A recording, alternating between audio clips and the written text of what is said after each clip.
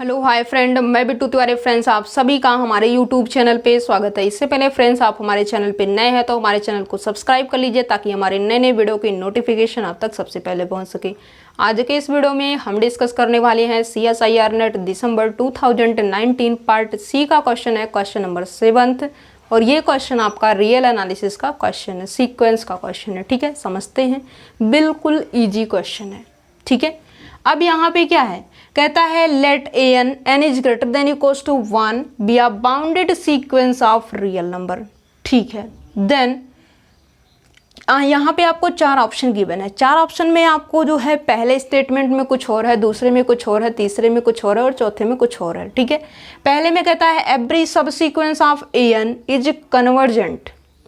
इस सीक्वेंस का जितने भी सब सीक्वेंस होंगे वो क्या करेंगे, कन्वर्जेंट होंगे। ठीक है, दूसरे ऑप्शन में कहता है देयर इज एग्जैक्टली वन सब सीक्वेंस। इसके पास सिर्फ और सिर्फ एक ही सब सीक्वेंस होगा जो कि कन्वर्ज करेगा।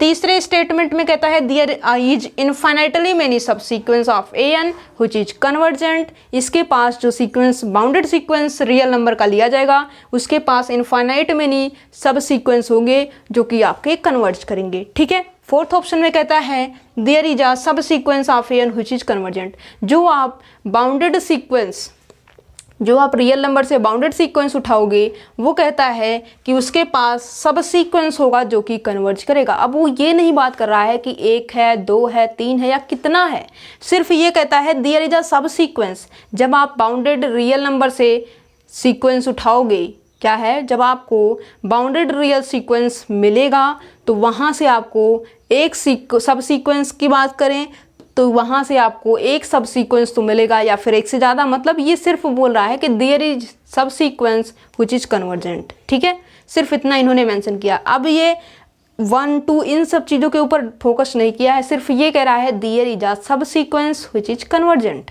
ठीक है, तो यहाँ पे समझते हैं क्वेश्चन को।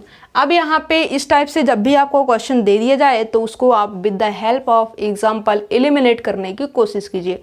और with the help of example यदि आप करते हो तो जो आपका अप्रोच होगा वो बिल्कुल करेक्ट होगा। ठीक है, तो यहाँ से हमें क्या करना है, सबसे पहले जो यहाँ पे है वही चीज़ करेंगे। कहता है लेट एन आप एन है, ठीक है, और ये क्या है, bounded sequence of real number. ठीक है, इसका मतलब यहाँ पे जो है n is greater than equals to 1, मतलब A1, A2, A3 सीक्वेंस के जो मेंबर है वो इस टाइप से है। ठीक है, A1, A2, A3 and so on. ठीक है, अब यहाँ पे हम एग्जांपल उठाते हैं AN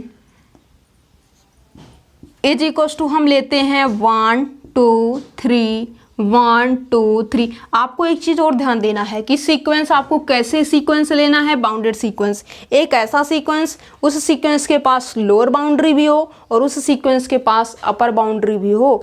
यदि आपको ऐसा सीक्वेंस उठाना है तो आप बाउंडेड कोई 2 नंबर या फिर 3 नंबर से बाउंडेड दिखाइए या फिर 4 नंबर भी ले लीजिए, कोई प्रॉब्लम नहीं होगी। ठीक है, तो यहाँ से हमने जो है बिल्कुल छोटे से छोटा एग्जाम्पल लेने की हमने कोशिश करी है और 1, 2, 3 हमने चलाया है। 1, 2, 3 को, इसी 3 नंबर को हम बार बार रिपीट करेंगे। क्या है, बार बार इसको रिपीट करेंगे। हम ऐसा क्यों ले रहे हैं, हम 1, 1 भी ले सकते हैं, 2, 2 का सीक्वेंस भी ले सकते हैं, 3, 3 का भी सीक्वेंस ले सकते हैं, बट हमें क्या करना है, हमें एग्जाम्पल की हेल्प से ऑप्शन को रॉन्ग करना है। ठीक है, इसलिए हम इसके हर बार हम अगेंस्ट ही जाएंगे। ठीक है, यदि वहाँ से हमारा कंट्राडिक्शन रॉन्ग होगा इसका मतलब ये स्टेटमेंट ट्रू हो जाएगा।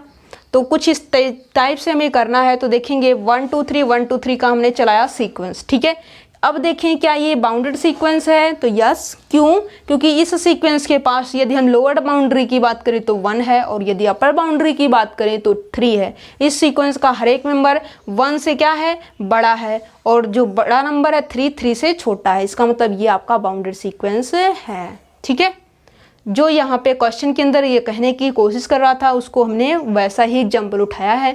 अब यहाँ पे ऑप्शन फर्स्ट पे आइए, every subsequence of n is convergent. ठीक है, और आपको जो है एवरी सब सीक्वेंस, इसके जितने भी सब सीक्वेंस होंगे, इस सीक्वेंस के जितने भी सब सीक्वेंस होंगे और किसी भी सीक्वेंस के इनफाइनाइट मेनी सब सीक्वेंस बनाए जा सकते हैं। क्या है, किसी भी सीक्वेंस के इनफाइनाइट मेनी सब सीक्वेंस बनाए जा सकते हैं। ठीक है, अब वो कन्वर्जेंट डाइवर्जेंट वो अलग वर्क रहा, बट बनाने की बात करें तो किसी भी सीक्वेंस से इनफाइनाइट मेनी सब सीक्वेंस बनाए जा सकते हैं। ओके अब यहाँ पे कहता है every subsequence of N, जो ये एन है इससे जितने भी सब सीक्वेंस को हम नाम दे देते हैं S k be the subsequence of the sequence n. ठीक है, और एक रिजल्ट आपको ये भी बता देते हैं कि every sequence is a subsequence of itself, प्रत्येक सीक्वेंस अपने आप की क्या होती है, सब सीक्वेंस होती है। मतलब ये भी एक सब सीक्वेंस का वर्क करेगा और इसकी हेल्प से जितने भी हम सब सीक्वेंस बनाएंगे वो तो इस सब सीक्वेंस होगा, क्या है, जितने भी इससे हम सब सीक्वेंस बनाएंगे वो तो इसका एक सब सीक्वेंस होगा और साथ ही साथ ये जो सीक्वेंस लिखी हुई है ये इटसेल्फ में एक सब सीक्वेंस ही है। ठीक है, और वही रिजल्ट है every sequence is a subsequence of itself. Okay, ये रही बात। अब यहाँ पे क्या है, यदि हम इस सीक्वेंस से सब सीक्वेंस यदि हम बनाना चाहें तो ये कहता है कि एवरी सब सीक्वेंस, इससे जो सब सीक्वेंस बनेगा वो क्या होगा, कन्वर्जेंट होगा। एवरी की बात इन्होंने की है। एवरी में यदि हम इसकी बात करें, मान लीजिए कि हमने एक सीक्वेंस SK1 बनाया, ठीक है, और उसके अंदर हमने 1 1 मान लीजिए कि ये एलिमेंट उठाया, फिर यहाँ का 1 फिर यहाँ का 1, इस तरीके से हमने डाला है। ठीक है, और ये करने के बाद 1 1 1, ठीक है, तो क्या हो जाएगा, ये आपकी एक सब सीक्वेंस बनेगी, ये होगा। अब दूसरा सब सीक्वेंस यदि हम बनाएं SK2, ठीक है, तो यहाँ से क्या होगा, अब मान लीजिए हमने जो बनाने की कोशिश करी है वो 2 2 का उठा लेते हैं। ठीक है, ये भी एक सब सीक्वेंस होगा। ओके, अब यहाँ पे हम तीसरा सब सीक्वेंस बनाते हैं, किसका, सीक्वेंस AN का। ठीक है, SK3 हमने मेंशन किया और यहाँ पे हम 3 3 का डाल देते हैं। ठीक है, 3 3 3 एंड सो ऑन। ठीक है, ये होगा। अब इसके आगे भी तो सब सीक्वेंस जब इनफाइनाइट में नहीं बनाए जा सकते तो बना के दिखाइए इनफाइनाइट में नहीं। अब यहाँ पे हमने नाम दिया SK4। अब यहाँ पे हम 2 2 का बनाते हैं, जैसे 1 2 यहाँ का उठाएंगे, फिर यहाँ का 1 2, फिर यहाँ का 1 2। ठीक है, 1 2 1 2 1 2 1 2 इस तरीके से। ठीक है, और यहाँ पे जो है जो सब सीक्वेंस होता है वो सीक्वेंस का ही एलिमेंट होता है। और किस तरीके से होता है, जो सब सीक्वेंस का एलिमेंट होता है सीक्वेंस के असेंडिंग आर्डर या फिर इंक्रीजिंग आर्डर में लिखा जाता है। जैसे यहाँ पे 1 2 3, फिर यहाँ पे 1 2 2 2 मतलब यहाँ का 2 है। ठीक है, इस तरीके से भी बनाया जा सकता है। इसलिए हम ये कहते हैं कि एक सीक्वेंस से इनफाइनाइट मेनी सब सीक्वेंस बनाए जा सकते हैं। ठीक है, और वो बना के दिखाना इनफाइनाइट में नहीं तो पॉसिबल नहीं, जैसा कि आप जानती हो। ठीक है, SK4 1 2 1 2 1 2 1 2 1 2 ये बनाया हमने। ओके, अब यहाँ पे क्या है, every subsequence of AN। अब एवरी की बात कर रहा है तो हम इसी से ही इनको रोंग करेंगे। कैसे, ये क्या है आपका, ये आपका सब सीक्वेंस है। यस, किसका है, इस सीक्वेंस का है। ठीक है, अब यहाँ पे इसके हम लिमिट पॉइंट की बात करें तो इसका लिमिट पॉइंट क्या होगा, लिमिट पॉइंट में इसका 1 और 2 जाएगा। ठीक है, कोई सीक्वेंस आपकी कन्वर्जेंट होती है कब, जब उस सीक्वेंस आपकी बाउंडेड हो प्लस में यूनिक लिमिट पॉइंट हो। कोई सीक्वेंस आपकी क्या है, कन्वर्जेंट है। सीक्वेंस हो या फिर सब सीक्वेंस कन्वर्जेंट हो, बात एक ही है। कन्वर्जेंट है कब, जब ये आपका जो है bounded plus unique limit point,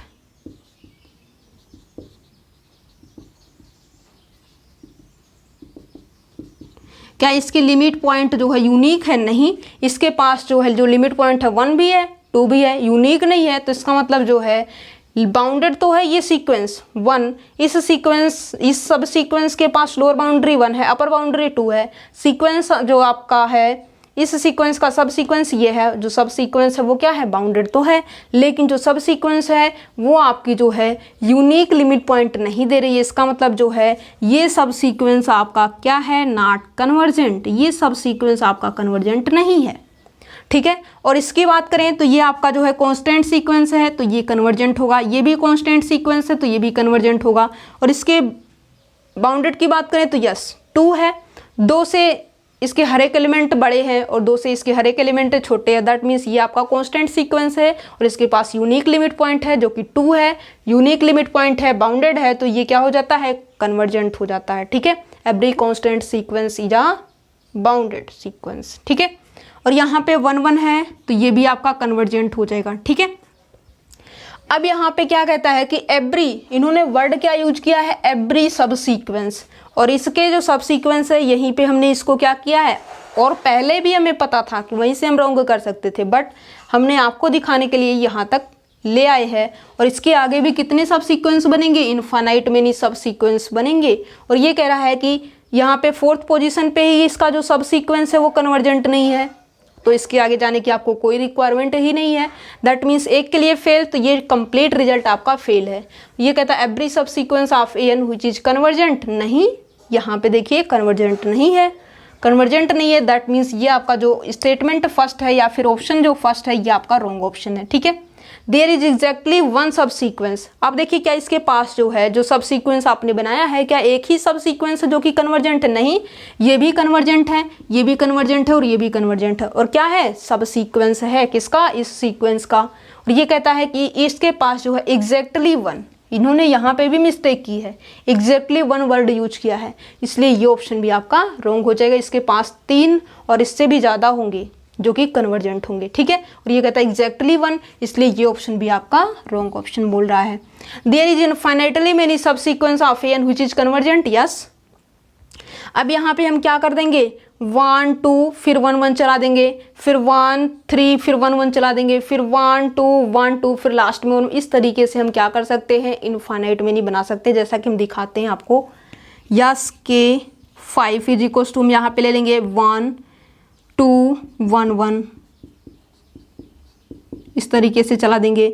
फिर यहाँ पे हम ले लेंगे एस के 5 इज इक्वल्स टू 1 1 2 1 1, ये भी आपका सब सीक्वेंस, मतलब यहाँ पे पहला ये वाला, फिर दूसरा यहाँ का इंक्रीजिंग आर्डर देखिए, फिर यहाँ का 1 है, फिर यहाँ का 1 होगा, फिर इसके आगे का 1 होगा, ठीक है।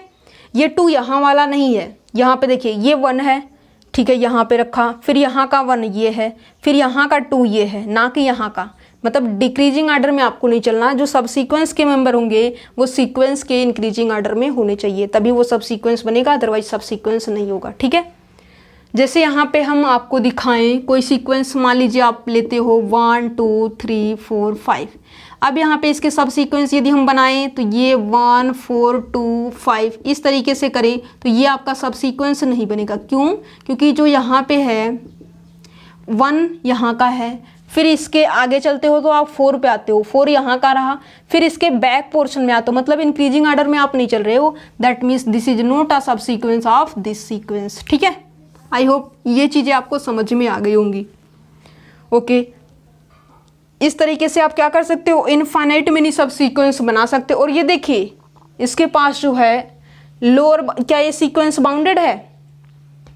तो यहाँ पे कहेंगे यस बाउंडेड सीक्वेंस है। और ये क्या कन्वर्जेंट है? यस कन्वर्जेंट होगा।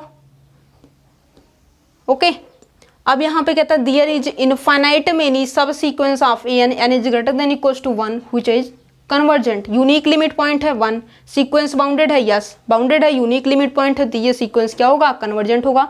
और इसी को यूज करते हुए बहुत सारे आप सब सीक्वेंस बनाओगे। फिर यहाँ पे तीसरा वाला है, उसकी हेल्प से बहुत सारे सब सीक्वेंस बना सकते हो, ठीक है। तो ये आपका क्या हो जाएगा? इनफाइनाइट मेनी सब सीक्वेंस होंगे जो कि कन्वर्ज करेंगे, ठीक है। तो यहाँ से आपका जो स्टेटमेंट थर्ड है ये आपकी ट्रू स्टेटमेंट लिखी हुई है।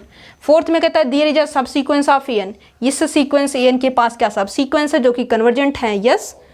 अब यहाँ पे 1 2 3 तो कोई मेंशन नहीं किया है, क्या इसके पास सब सीक्वेंस है जो कन्वर्ज करते हैं? यस है, एक से ज़्यादा भी है, एक तो है ही, ठीक है। तो यहाँ से आपको क्या होगा, ये जो आपका फोर्थ स्टेटमेंट है ये भी आपकी ट्रू स्टेटमेंट है। क्वेश्चन नंबर 7 में यदि हम ट्रू स्टेटमेंट की बात करें तो स्टेटमेंट जो थर्ड है दैट मीन्स ऑप्शन थर्ड, और फोर्थ आपका ट्रू ऑप्शन है, फर्स्ट और सेकेंड आपका रॉन्ग ऑप्शन है। Thank you friends for watching my video.